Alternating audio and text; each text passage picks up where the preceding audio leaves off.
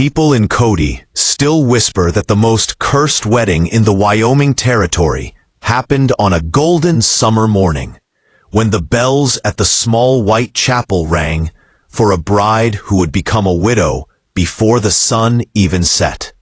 They say the ground trembled the moment Lily Hart kissed her groom.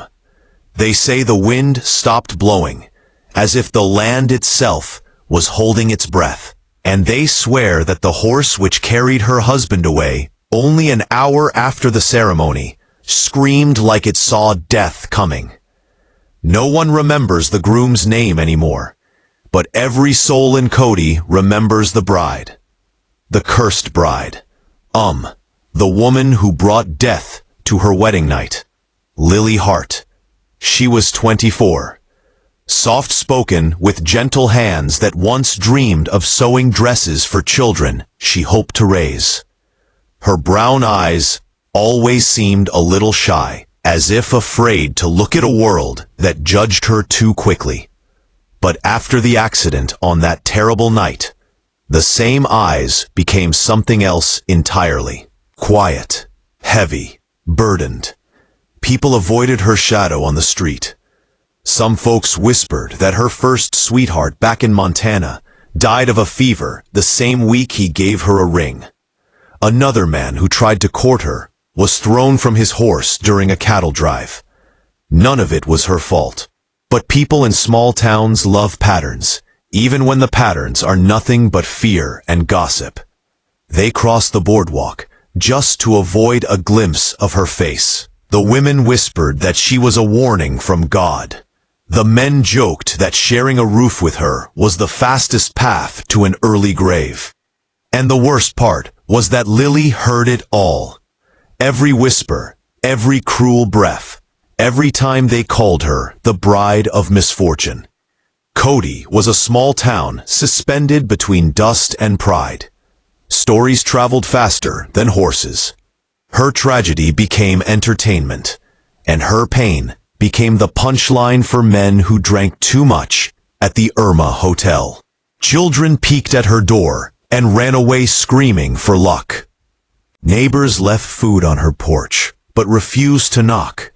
Even the pastor, who had performed her wedding, spoke to her only through half-open doors. There was only one man who never laughed at her curse. A man older than most, with silver hair, sun-carved wrinkles, and the quiet confidence of someone who had survived more storms than he ever talked about. Sam Mallister, the rancher whose land stretched beyond Cody, like a kingdom carved from dust and cattle. He never pied Lily, never feared her curse, never treated her like a ghost that haunted her own life. When she walked through town with her basket of groceries, he tipped his hat respectfully. When others stepped aside in disgust, he stepped aside in courtesy. He was the only human warmth left in a place that had already buried her with its judgment. But even Sam could feel the tension in the air that summer. Something was shifting. Something dangerous was watching Lily from alleys and windows. Something hungry. And as the sun dipped behind the mountains that evening, Lily felt it too. A silent voice crawling under her skin, a warning that her life was about to change again. But this time, the question was far more terrifying than the curse she carried. If a bride can lose her husband in a single night, what else can she lose when the next man steps into her life? That evening felt heavier than usual. The sky over Cody turned the color of a dying ember. The kind that hints trouble even when the wind is quiet. Lily stepped inside the Irma Hotel to grab a few things for supper, hoping no one would notice her slip in and out. Folks were still talking about her curse, and she had grown tired of feeling like every pair of eyes carried a prayer for distance. But trouble did not wait long. Clyde Mercer was already there, leaning against the bar with a drink in his hand. He spotted her the moment she stepped through the door. His grin stretched slow across his face, the kind of smile that felt like a hand squeezing around her ribs. The room erupted in little chuckles even before he said a word. Clyde raised his voice so everyone could hear. He told the whole bar that he planned to spend a night with Lily, that he would test her curse for himself, that if she truly carried death in her bed, he wanted to be the first to find out. Men laughed into their glasses. Women pretended not to listen, but leaned in anyway. Lily felt her stomach twist like a rope caught in a storm. Then a chair scraped across the floor. Sam Mallister stood up. He walked toward Clyde with a calm that scared everyone more than any shouting ever could before Clyde could open his mouth again. One punch landed square on his jaw. Clyde dropped like a sack of grain. Arms sprawled, drink rolling across the floor.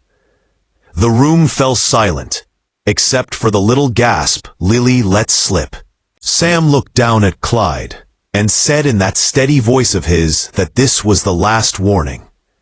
Then he stepped out, mounted his horse bay, and rode toward his ranch before the sun disappeared. The sheriff helped Clyde to his feet. The man's eyes were full of anger that had nowhere decent to go. He glared at Lily with a promise she understood too well. He would come for her. He would wait until Sam was too far to help. Fear can push a woman into surprising courage. Lily slipped out the back door, heart pounding, and rushed to the stable behind the hotel. She grabbed the reins of the first horse she saw and rode hard out of town. Dust rose behind her like a trail of worry. The sky was turning dark. The prairie was stretching wide and empty. Somewhere ahead, she knew Sam would be checking his fences before night settled in. She forced the horse faster, desperate to find the only man who had ever stood between her and cruelty. But she had no idea that the moment she reached him, everything in her life would tilt, crash, and spark into something no one in Cody could ever forget. Words that would change both their lives forever.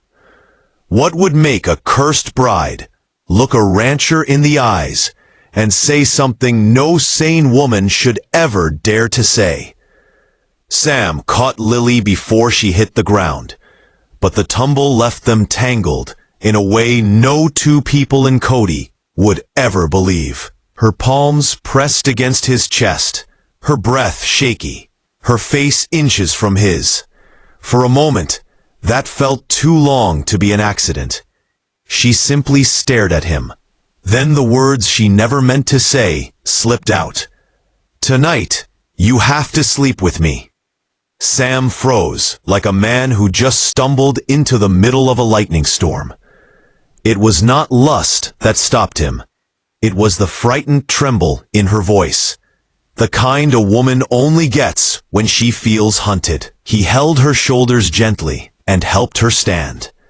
"Lily, you do not know what you are asking." Her voice cracked. "If someone has to die for sharing a roof with me, I want it to be my choice, not his." The way she said his made Sam's jaw tighten. He knew exactly who she meant. He looked around the prairie, the soft dark settling over the grass, and he realized she had nowhere left to run. Her home was not safe. The town was not safe. And Clyde was out there somewhere, with a grudge that burned hotter than whiskey on an empty stomach. Sam exhaled slowly. "Come on now. You will stay at my ranch tonight." She shook her head. "That is not what I meant." "I know." He lifted her onto his horse, "which is exactly why we are doing it my way. You get the bed, I take the chair. Nothing happens unless you ask again in the morning." The ride back to the ranch felt quieter than the night itself. Lily held the saddle horn tight, trying not to fall apart. Sam rode behind her, steady as an old oak tree, guiding the horse through the dark. Mallister Ranch glowed softly under lamplight when they arrived. It was warm, lived in, safe. Lily stepped inside and felt something she had not felt in months. A door closing behind her, without fear. Sam made her tea, cooked a small supper, and sat across from her, like a man who understood silence better than conversation. She kept waiting for him to ask something embarrassing, or to hint at what she had said earlier. He never did. Not one word. When she slipped into the guest room, she saw him settle down on the old armchair outside her door, boots still on, hat pulled low, as if guarding the hallway like a loyal dog. And in that moment, she knew something the town would never believe. The only man brave enough to face her curse was also the only man gentle enough not to touch her at all. But Cody was about to twist this quiet night into a storm by sunrise. Rumors travel fast. In shadows travel even faster. Before we move on, take a sip of your tea and settle in a bit. Tell me what time it is where you are and where you're listening from. And if you enjoy stories like this, hit subscribe so I can keep telling them to you. Sunrise had barely warmed the ranch when Sam lifted Lily onto his horse and rode with her into Cody. He did it slow and steady, right through the heart of town, as if daring anyone to whisper one more word about curses. Folks stared like they were seeing a ghost, riding beside a legend. Lily tried to keep her chin up, but the weight of all those eyes pressed on her like a heavy blanket. Inside the Arm Hotel, coffee cups paused mid-air. Out on the boardwalk, old men stopped rocking in their chairs. Someone even dropped a loaf of bread right in the dirt. Every single person there thought the same thing. The cursed bride spent the night with Sam Mallister. And Sam Mallister was still breathing, but not everybody took it so calmly. Clyde Mercer pushed through the crowd with a face that looked ready to split open, his jaw still bruised from Sam's punch. His pride hurting even worse. He marched right up to Sam, puffed up like a rooster in a fight he could not win. "You trying to steal what is mine?" Sam did not even blink. "She was never yours to begin with." The sheriff stepped in, but Clyde shoved his hand away, tuned all he pointed at Lily with a laugh that made people shift on their feet. "Look at her. Whoever sleeps next to her ends up 6 feet under." He leaned in closer. "Maybe tonight it will be your turn, old man." Sam moved so fast the crowd barely saw it. He pulled Lily behind him and warned Clyde that this was his last chance to keep his teeth. The sheriff had enough and ordered Clyde to cool off or spend the night in a cell. Clyde spat in the dirt and stormed off, but no one missed the way he looked over his shoulder at Lily. It was the kind of look a wolf gives when it knows the sheepdog is not watching forever, painting the sky with soft orange light. They reached the banks of the Shoshone River, a quiet place where the water whispered against the rocks. Sam stopped to check the wheel of the wagon. Lily stepped down to fetch water. That is when the bushes trembled. A branch snapped, and Clyde Mercer stepped out with a pistol in his hand, and a grin that made the river itself feel colder. His eyes were clearer now, sober enough to aim. Fueled by the kind of anger that burns the alcohol right out of a man's blood, Sam turned first. Lily froze. Clyde lifted the gun. Time seemed to thicken, heavy and slow, and in that fragile moment, the question hung in the air like smoke. What happens when the man who fears her curse the most finally decides he would rather kill than be proven wrong? Clyde raised his pistol first, but Sam moved before fear could even settle in Lily's chest. He stepped right in front of her, shoulders squared, like a man who had already decided his life was worth less than her safety. The shot cracked through the air, a sharp echo across the Shoshone River. But Clyde had spent the night drinking, and the bullet went wide, cutting through a tree trunk instead of flesh. Sam lunged forward, grabbing Clyde's wrist and twisting hard. The pistol fell into the dirt. The two men grappled, rolling near the riverbank, boots kicking up dust and gravel. Clyde fought like a cornered animal, but Sam fought like a man who finally had something to live for. Lily did not hide. She grabbed the fallen pistol and aimed it with both hands, trembling, but steady enough to make Clyde freeze for a heartbeat. Sam pinned him down, breathing hard, sweat shining on his silver hair. A thin cut on Sam's arm dripped a line of blood, proof that the fight was closer than anyone watching from a distance would ever guess. The sheriff arrived moments later, called by a ranch hand who had followed the wagon. It took only one look for him to drag Clyde to his feet and slap cuffs on him. Clyde screamed that he would come back. He screamed that Lily would curse the whole town, but no one believed him anymore. The fear had finally turned back on the man who created it. When Clyde was hauled away, Lily dropped the gun and fell to her knees beside Sam. Weeks turned into months, and Sam never fell ill, never had an accident, never suffered the fate people expected. The cows calved strong, the ranch stayed busy, and Lily helped with every ledger and every meal. Slowly, almost awkwardly at first, the people of Cody realized that death did not follow her, life did. Sam cupped her hands and said one soft sentence that broke her heart open. "You are not cursed, you are just lonely. Let me change that." The wedding happened by the water months later. The same river that had once held a moment of fear now held a moment of peace. The air was warm, the sky soft, and the town of Cody, which once whispered that Lily carried death, now came to watch her carry flowers down the aisle. Sam stood waiting, straight-backed, proud, alive. Every step Lily took toward him felt like reclaiming a piece of the life she had been denied.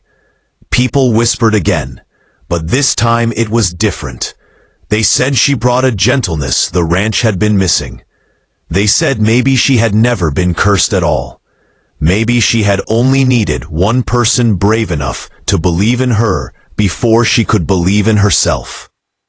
And that is the heart of this story. Sometimes, the world names you something ugly.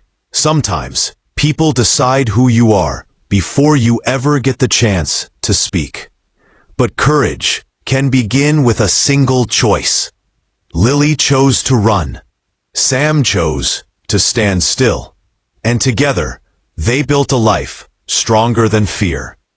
Now let me ask you, if you were there by the river that day, would you have stepped forward to defend her? Or would you have stepped back and believed the whispers? If this story moved you, give it a like so more folks can hear it. And if you enjoy these quiet moments together, make sure to subscribe so you never miss the next story. Now take a breath, sip your tea, and tell me, what time is it where you are, and where are you listening?